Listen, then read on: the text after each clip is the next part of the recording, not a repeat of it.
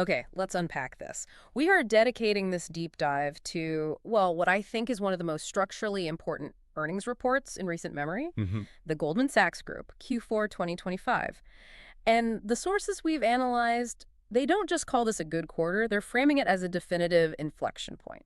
That framing is absolutely essential. I mean, anyone who's been tracking these global systemically important banks, the Yeah. GSIBs, they know Goldman has been sort of navigating a strategic identity crisis for a few years. Right, with the whole consumer banking experiment. Exactly. Wrestling with those aspirations. This Q4 2025 report, this is the formal, definitive end of that chapter. hmm What we're seeing is a forceful and, yeah, a costly, but absolutely necessary re-embrace of their dominance in global investment banking and trading. So our mission today is a bit complex because if you just look at the raw headline numbers, it's confusing. Very confusing. There's this core tension, which the source material nails, calling it a tale of two takes. On one side, you've got a top-line revenue contraction, a decline that management pretty much engineered themselves. They planned it. And on the other side, you see this powerful surge on the bottom line, the profits, driven by their core business and some really smart capital allocation. Exactly. So our job today is to get past those misleading headlines. We need to deconstruct the granular accounting mechanics, specifically this huge unwind of the platform solutions segment. The Apple Card portfolio. That's the big one. We're going to translate all that complex banking jargon, the markdowns, the provisions, the reserve releases, into clear, actionable knowledge. So you can really understand the true underlying health of the firm and, the serious implications for shareholders going into 2026. Right. It's about separating the one-time noise from the persistent strength. That's where the value is. We've broken this whole thing down using a 5-slide analytical framework we pulled from the internal analysis. This structure is really going to help us separate those strategic cleanup costs from what was, underneath it all, a spectacular operational performance. Let's do it. Let's jump right in and tackle that confusion head on. Hashtag now for slide 1. The at-a-glance scorecard. Okay, so the scorecard. This immediately shows the contradiction that really sent the market into a spin, at least initially. Let's start with the hard numbers versus Q4 2024. Total revenue was reported at $13.45 billion. Right. Now, that number, while huge, is actually a year-over-year decline of 3%. Right, down from 13.87 billion the year before, and a negative growth number on the top line. That's almost always a red flag. Always cause for concern. But, and this is where the picture immediately gets weird, look at the bottom line. Net income for common shareholders came in at $4.38 billion. That's a significant increase. We're talking 11.7% year over year. Revenue down, net income solidly up. It's the first clue that something unusual is happening. And then you get to diluted earnings per share, the EPS, and that's where the acceleration really kicks in. They reported $14.01. Which, compared to $11.95 in Q4 of 24, is a massive jump, 17.2%. So let's just state that again. A 3% revenue decline leads to a 17.2% EPS surge. That's the anomaly we have to explain. And it took some serious financial planning to pull that off. But before we solve that puzzle, maybe we should do a quick sidebar on basic versus diluted EPS. It's fundamental, and GS always leads with the diluted number. Good call. Let's unpack that. So basic EPS is the simple one, right? It's just net income divided by the number of common shares that are actually outstanding right now. A snapshot. Just a snapshot of today. Diluted EPS, on the other hand, is the more rigorous, more conservative measure. It's what the serious investors look at. It accounts for all the things out there that could become common stock. Like stock options for executives, warrants, that kind of thing? Exactly. If all those potential shares were converted, the total share count would go up, and your piece of the pie, your EPS, would be diluted. It would go down. So by reporting the lower number, the 1401, Goldman is basically showing you the worst case scenario, protecting you from future dilution surprises. It's just best practice. Blue chip stuff. Okay, so now let's talk about how the market reacted to this. That revenue number, $13.45 billion. Yeah. The consensus was much higher. Yeah, FactSet consensus was around $14.52 billion, so it was a big miss. A huge miss, and the verdict was universal. This was explicitly tied to that $2.26 billion markdown from getting rid of the Apple Card portfolio. It was a planned loss. But on the other side of the coin, the EPS was a massive beat. They reported 1401 when consensus, like the Zacks estimate, was around 1177. Outperforming by almost 20% on the bottom line. I mean, you just don't see that every day, especially not during a major restructuring. And the stock price, it just went wild. Oh, it was a direct reflection of this two-sided report. In pre-market trading, the stock was down, what, nearly 2%. Down 1.92%. The algorithms and the fast money traders just see revenue miss, and they sell. Instant reaction. The fear was that the core business was slowing down. But then the earnings call started. And this is where it gets really interesting. The intraday turnaround. Management gets on the call and provides the context, the mechanics of this Apple Card wash. And sentiment just flips aggressively. The stock reverses all its losses, surges, and hits a new 52-week high, up over 4% from the previous close. So the analysts got it. They saw the revenue miss for what it was. They saw it as a necessary clearing event. They realized the engine underneath, the part that drove that massive EPS beat, was not only fine, it was roaring back to life. Which brings us back to the central question. How did a 3% revenue fall translate into a 17.2% EPS jump? Okay, there are two core mechanisms. The first one is that strategic exit accounting, what we're calling the Apple Card wash. So on the revenue side, GS takes that $2.26 billion markdown on the loan portfolio. Think of it as the final write-down to get it off the books. That's the negative event that shrank the top line. And that's what the market hated at first. But what was happening on the expense side at the exact same time? That's the critical offset. It happened in the provision for credit losses. Yeah. So when a bank holds loans, it has to set aside capital, these reserves or provisions, just in case people default. By selling those Apple Card loans, Goldman no longer needed to hold those specific reserves. So they were able to release $2.48 billion from that provision. And a provision is normally an expense, so releasing it is like a gain. It flows straight to the bottom line. It's a direct boost to net income. And here's the beautiful part, the surgical precision. The $2.48 billion benefit more than offset the $2.26 billion markdown. So the whole transaction, designed to get rid of this strategic headache, actually ended up being slightly profitable. A slight net benefit, yes. While clearing the entire deck, it was a masterful piece of financial engineering. I see the brilliance, I do, but I have to ask, isn't engineering a revenue miss, even for a good reason, a bit of a risk? You're asking the market to ignore the biggest headline number. It's a very fair question. It is a risk, but think about the alternative. You let that portfolio just drag on your results quarter after quarter, creating uncertainty, creating noise. That's probably worse for investor confidence. A slow bleed versus ripping the Band-Aid off. They chose to rip the Band-Aid off. They bet that the underlying strength, once it was unobscured, would justify the move. And based on that stock turnaround, the bet paid off. Okay, that makes sense. That brings us to the second mechanism, share buybacks, the denominator effect. Right. Net earnings grew 11.7%, but EPS grew 17.2%. That gap, that extra 5.5%, that is pure capital allocation strategy. They were just buying back their own stock like crazy. Aggressively shrinking the pool of shares. In Q4 alone, they repurchased $3 billion of their common stock. That's 3.6 million shares. In a single quarter. A huge amount. And that reduced the total diluted share count by 5% year over year. It's simple math, right? You take your really strong net earnings number and you divide it by a significantly smaller number of shares. And the result? The EPS gets turbocharged. It's a powerful structural boost to shareholder value. We can actually walk through this using the waterfall chart from the sources. It shows the journey from $11.95 in Q4 24 all the way to $14.01. So you start at $11.95. The first hit, the big one, is the revenue markdown. That alone would have knocked $5.49 off the EPS.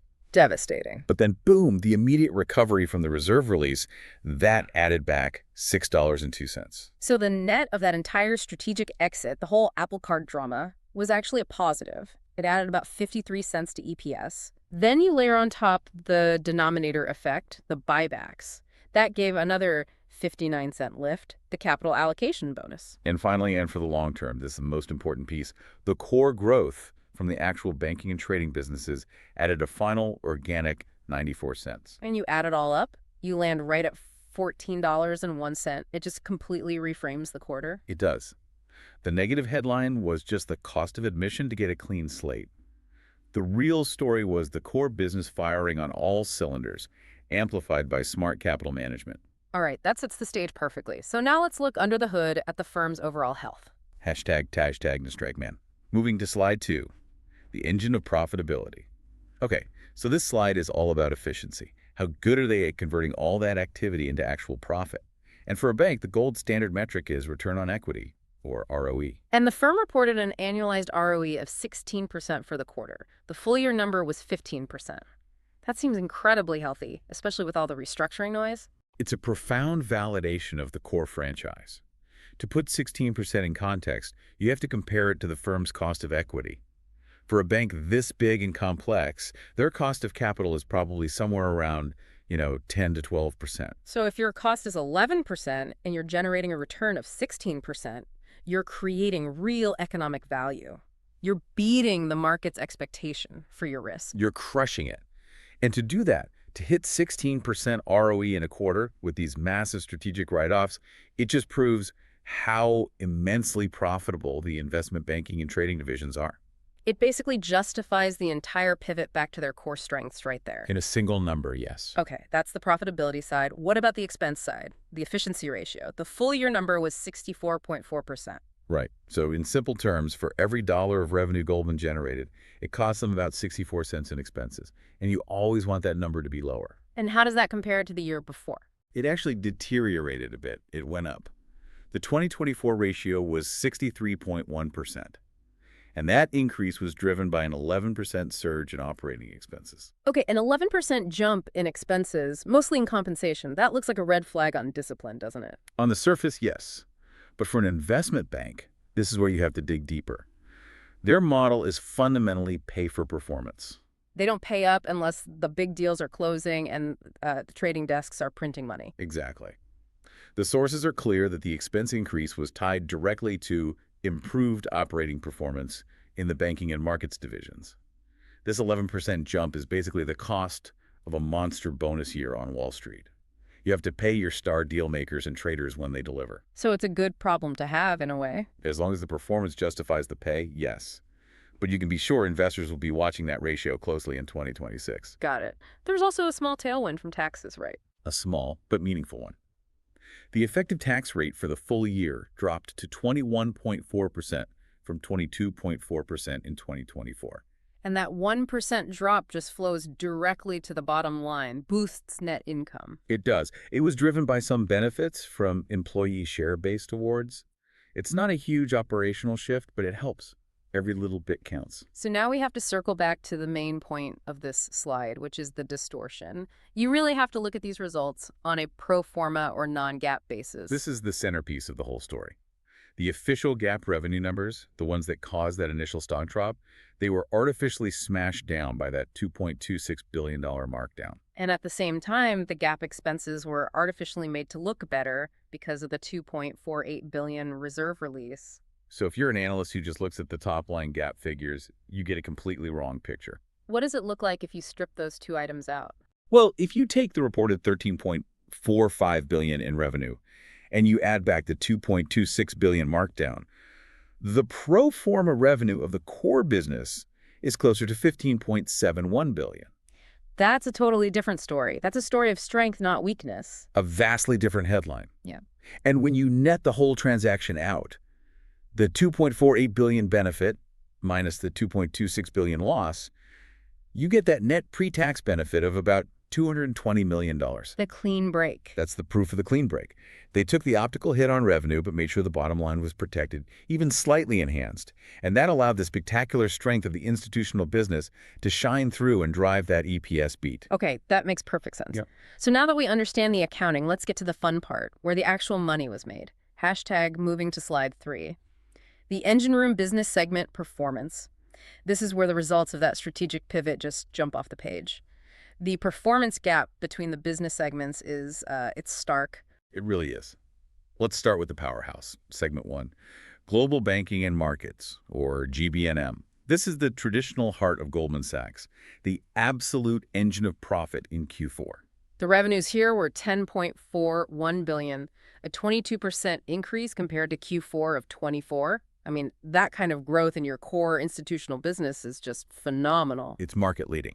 And within GBNM, the absolute standout was investment banking fees. They totaled $2.58 billion, up a blistering 25% year over year. 25%. This is the clearest, loudest evidence that the M&A freeze, which has paralyzed deal-making for the better part of 2 years, is finally over. Yeah. And Goldman is grabbing share right out of the gate. And drilling down, the advisory revenues, $1.36 billion. The sources say this was driven by a significant increase in completed mergers and acquisitions. We're talking about the big, complex deals, right? One's only a few banks on the planet can handle. It shows that CEOs are confident again. They're moving from just cutting costs to thinking about strategic growth, and when they do, they call Goldman. And this leads to what might be the single most important forward-looking indicator in the whole report: the backlog. Ah, yes.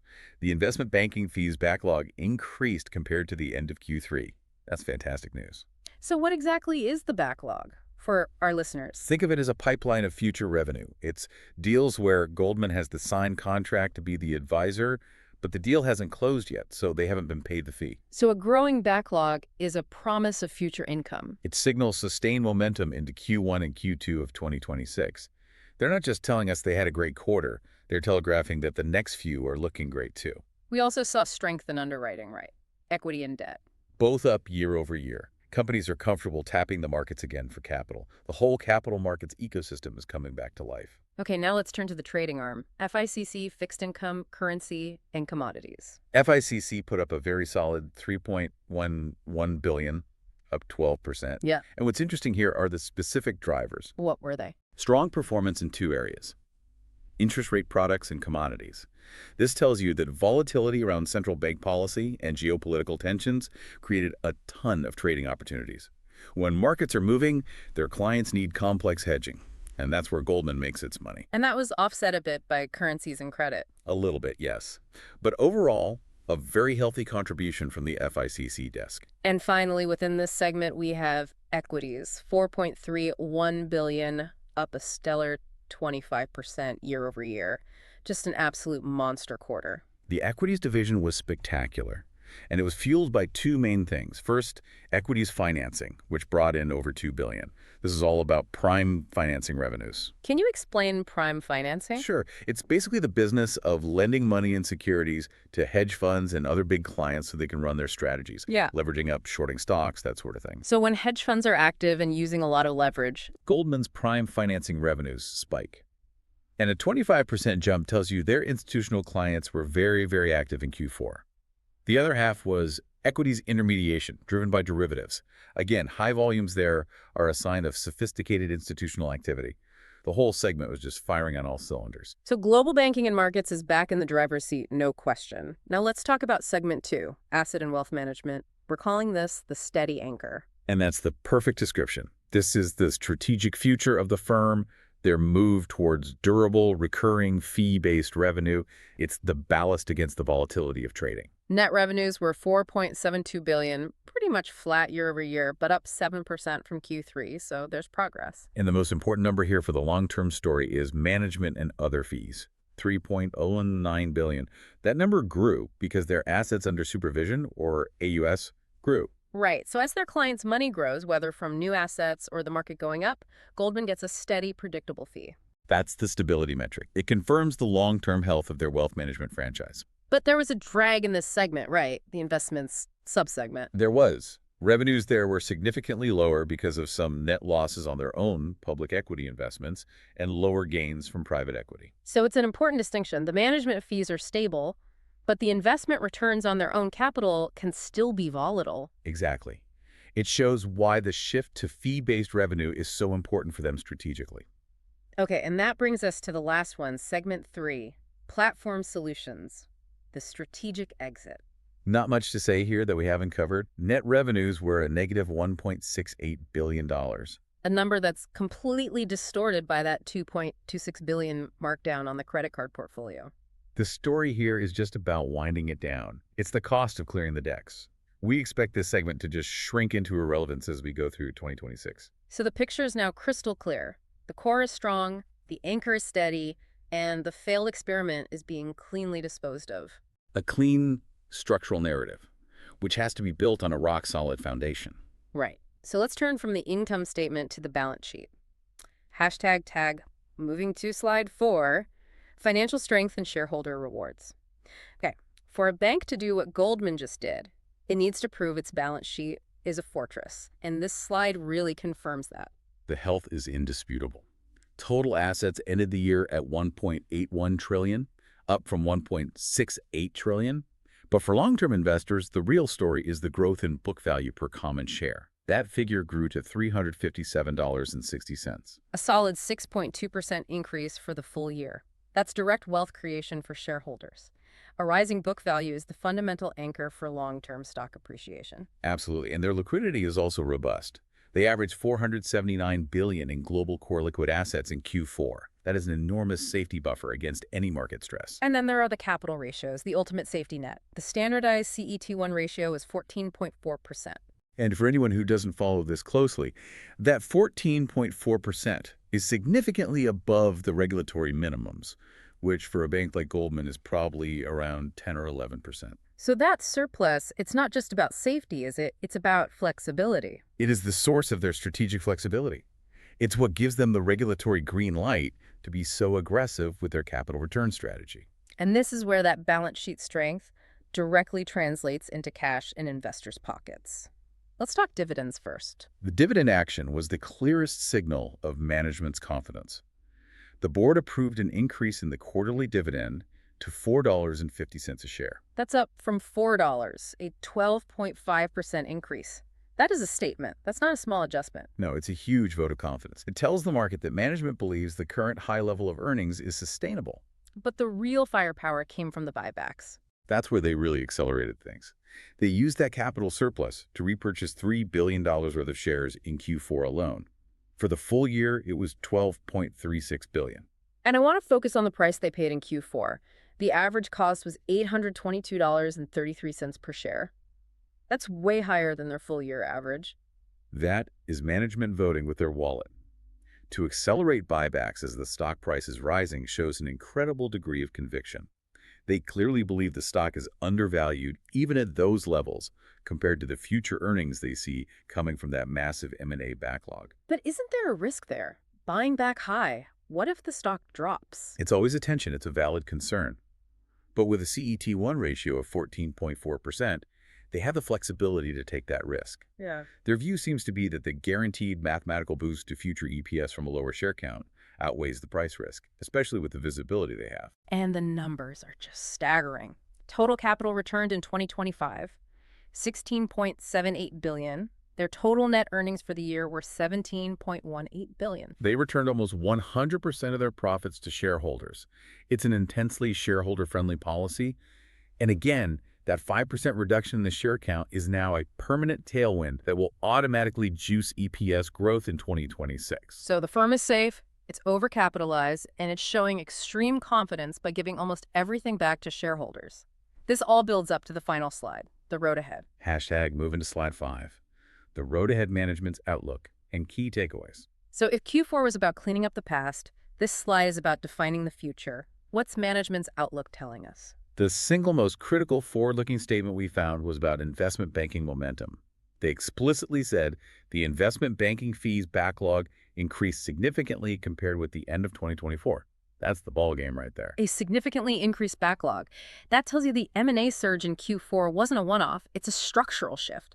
The pipeline is full. It suggests that global banking and markets is going to have a very strong first half of 2026, at a minimum.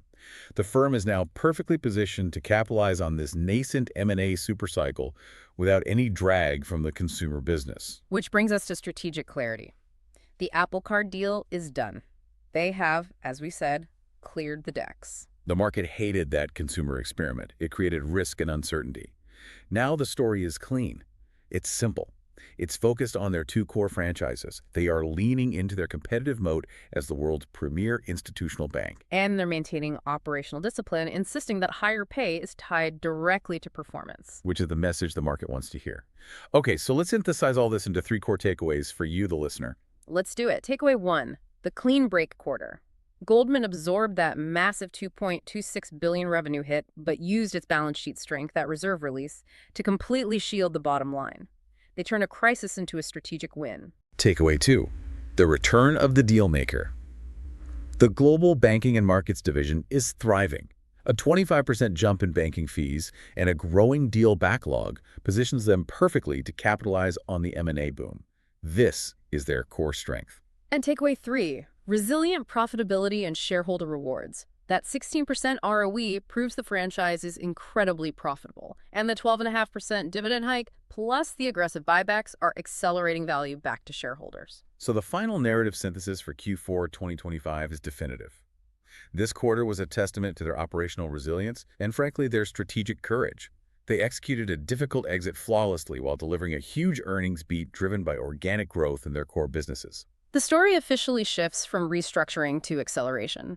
They're entering 2026 with a simpler model and a ton of momentum. So we'll leave you with a final provocative thought to consider from this deep dive. Given that significant increase in the investment banking backlog, which implies guaranteed future revenue, how quickly will the market valuation, which initially only reacted negatively to this strategic revenue miscatch, up to the operational strength and accelerating EPS that we saw so clearly in this report? Something to think about as you do your own research. And before we wrap up, we have to state the necessary disclaimers. This deep dive is for informational purposes only. It is not financial, investment, legal, or tax advice. It is not a recommendation or a solicitation to buy, sell, or hold any securities. Please do your own research and consult with a qualified financial professional. Also, the information provided here was generated by an artificial intelligence model, which integrated official press release data with public market data. While we strive for accuracy, all information should be independently verified. Thank you for joining us on the deep dive. Like and subscribe to stockanalytics.ai. YouTube channel members get access to our library of S&P 500 stocks and NASDAQ 100 library we are building out, and also get priority requests for company deep dives.